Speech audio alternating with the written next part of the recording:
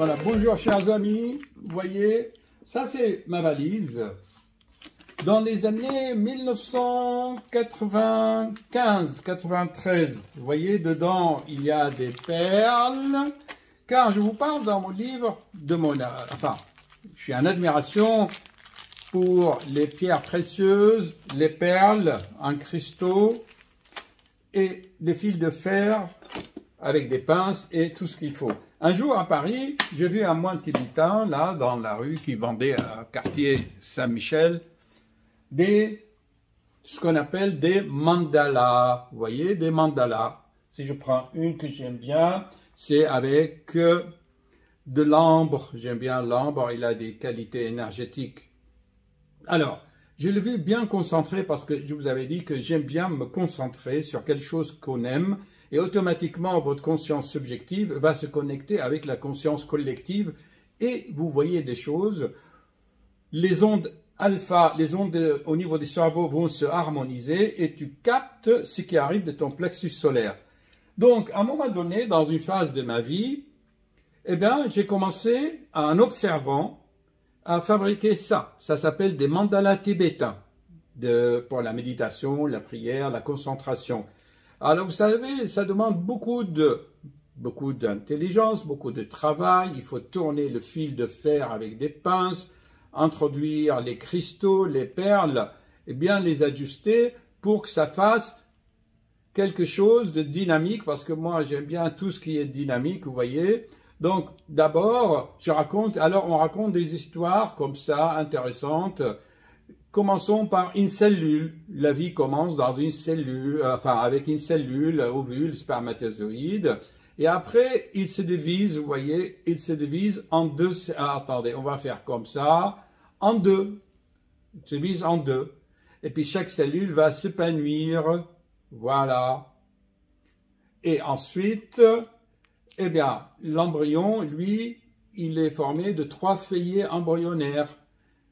On peut aussi imaginer que ça devient une sorte de lotus si on fait ça. Vous voyez, lotus, si je prends une autre, c'est peut-être mieux. Vous voyez, on fait ça. Ça fait une lotus qui va s'épanouir. Voilà, voilà. Et ça peut même avoir une forme de soucoupe volante. Vous voyez, soucoupe volante. Donc, ainsi, à un moment donné, dans la vie, on se coince, vous voyez. Malgré tous nos efforts, on reste coincé. On ne sait pas si c'est l'intuition, si c'est le mental. Et ensuite, la solution vient de l'intérieur. Et voilà, et tu mets comme un bracelet. La vie devient... Dans certaines civilisations, on met la parole dans le bracelet. Et puis, j'avais parlé de la lithothérapie et de la luminothérapie dans mes vidéos. Luminothérapie et lithothérapie. Alors, je ne fais pas toujours de la pub. Si je vous en parle, c'est parce que ici, dans un chapitre, voilà, qui s'appelle, ici, je fais un chapitre sur les cristaux et l'émeraude. Voilà. Vous voyez, là, je fais un petit chapitre. Voilà.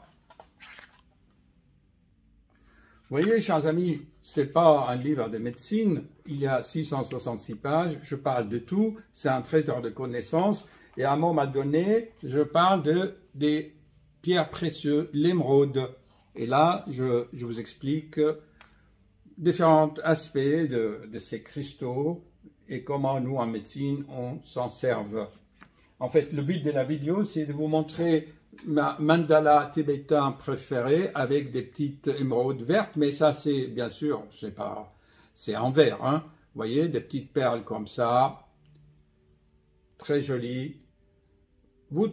Si vous tapez mandala tibétain et fil de fer et perles, vous pouvez trouver ça, ça se vend sur un site sur internet, je vous mettrai la référence dans les livres. Allez, hop, une petite soucoupe volante et hop, paf, vers la connaissance, vous voyez. Un jour, vous aurez l'illumination.